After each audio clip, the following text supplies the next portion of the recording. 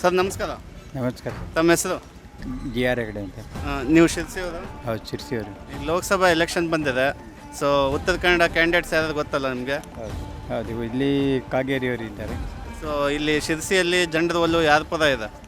ಒಂದು B J P ಕಡೆ ಇದೆ, ಮುಂದೆ ಹೇಳಲಿಕ್ಕಾಗಲ್ಲ ಏನಾಗ್ತದೆ ಅಂತೇಳಿ. ಕಾಂಗ್ರೆಸ್ಸಿಂದ ಅಂಜಲಿ ನಿಂಬಾಳ್ಕರ್ ಅವ್ರನ್ನ ಕ್ಯಾಂಡಿಡೇಟ್ ಕೊಟ್ಟಿದ್ದಾರೆ, ಒಬ್ಬ ಮಹಿಳೆ ಡಾಕ್ಟ್ರು. ಏನಂತೀರ ಅವ್ರ ಬಗ್ಗೆ?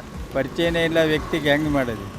ಇವರಾದರೆ ಸ್ಥಳೀಯರು ಪರಿಚಯ ಉಂಟು. ಸೊ ಕಾಗೇರಿಯವ್ರು ನಿಮಗೆ ಕೆಲಸ ಎಲ್ಲ ಅಭಿವೃದ್ಧಿ ಎಲ್ಲ ಮಾಡಿದ್ದಾರೆ? ಹಾಂ, ಮಾಡ್ತಿದ್ದಾರೆ, ಮಾಡಿಕೊಡ್ತಾರೆ. ಜನಸಾಮಾನ್ಯರ ಕೈಗೆ ಸಿಗ್ತದ?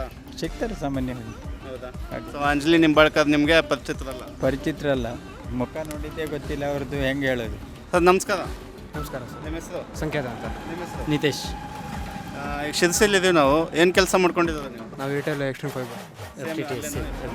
ಸೊ ಎಲೆಕ್ಷನ್ ಬಂದಿದೆ, ಉತ್ತರ ಕನ್ನಡದ ಕ್ಯಾಂಡಿಡೇಟ್ಸ್ ಯಾರು ಗೊತ್ತಾ? ಹಾಂ, ಗೊತ್ತಿಲ್ವಾ? ಗೊತ್ತಿದೆ. ಗೊತ್ತಿದೆ. ಹಾಂ. ಮತ್ತೆ ನಿಮ್ಮ ಊರವರೇ ನಿಂತಿದ್ದಾರೆ ಶಿರ್ಸಿ ಅವರೇ, ಬಿಜೆಪಿಯಿಂದ. ಹಾಂ. ಕಾಂಗ್ರೆಸ್ಸಿಂದ ಅಂಜಲಿ ನಿಂಬಾಳ್ಕರ್ ನಿಂತಿದ್ದಾರೆ. ಹೌದು. ಈಗ ಶಿರ್ಸಿಲೆಲ್ಲ ಒಲವು ಉತ್ತರ ಕನ್ನಡದಲ್ಲಿ ಒಲವು ಯಾರು ಪರ ಇದೆ? BJP. ಬಿಜೆಪಿನ. ನೀವು ಮೋದಿ ನಮ್ದು ಯಾವತ್ತು ಮೋದಿನ? ಹಾಗಾಗಿ ಅವರು ನಿಮ್ಗೆ ಅಭಿವೃದ್ಧಿ ಎಲ್ಲ ಮಾಡಿದ್ದಾರೆ, MLA ಆಗಿದ್ರು. ಮಾಡಿದ್ದಾರೆ. ಕೆಲಸ ಏನಾದರೂ ಕೇಳ್ಕೊಂಡ್ರೆ ಮಾಡಿಸ್ಕೊಡ್ತಾರೆ, ಜನಸಾಮಾನ್ಯರಿಗೆ ಸಿಗ್ತಾರೆ ಕೈಗೆ? ಮಾಡಿಸ್ಕೊಡ್ತಾರೆ.